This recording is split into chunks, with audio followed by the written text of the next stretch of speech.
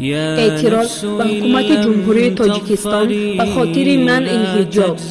من به عنوان یک زن مسلمان و شهروند جمهوری تاجیکستان و قانون منع حجاب در جمهوری تاجیکستان قطعاً راضی نیستم و تقاضا دارم که این قانون بیکار کرده شود. طبق کنستیتوسیه و قانون‌های جمهوری تاجیکستان حقوق به آزادی، حقوق به دخالت‌ناپذیری شخصیت، زورآوری و مجبورسازی، آزادی وجدان و اعتقادات دینی حقوق و آزادی‌های شخصی انسان هستند و هیچ کس حقوق ندارد آنها را محدود نماید. یا این قانون خود را بیکار می‌کنید و یا ما زنان و مردان مسلمان و شما اعلان جنگ می‌نماییم. امروز به خاطر الله، به خاطر دین الله اعلان جنگ نماید تا این حکومت جمهوری تاجیکستان داند که به رضایت مردم قانون قبول کرده نمیتواند. خواهران نترسید، برایید، به خاطر الله برایید. امروز اگر اینها ما را به بی‌حجابی امر میکنند، الله سبحانه و تعالی میداند که فردا ما را به چه تجاوزهایی که مجبور نمینمایند. خواهران نترسید، به خاطر 4000 اشتراک اینکه به خاطر زندانی شده نترسید.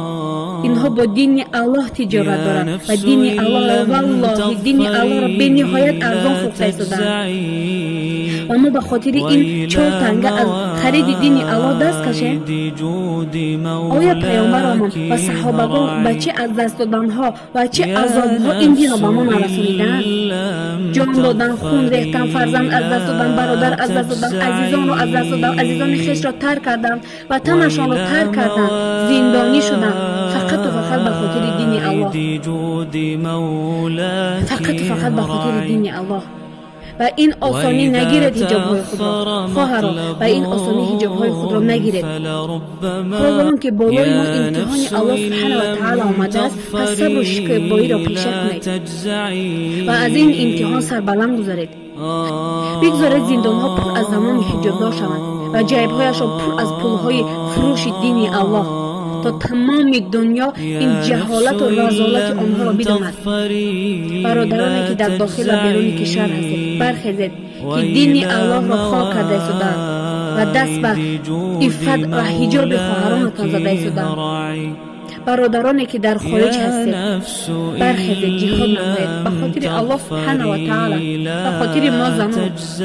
اگر شما این غیرت را ندارید، ما زنان داریم، جان میدهیم اما حجاب‌های خود را نمیگیریم. اگر شما جهاد نکنید، والله قسم روز قیامت از این طاغوت‌ها نه، بلکه از شما شکایت خواهیم کرد که از ما زنان دفاع نکردید و اجازه دادید تا این سنم بالای ما صورت گیرد. سلام علیکم و رحمت الله و برکاته. آزادی و حجاب، آزادی و دین، آزادی و عبادت در تاجیکستان.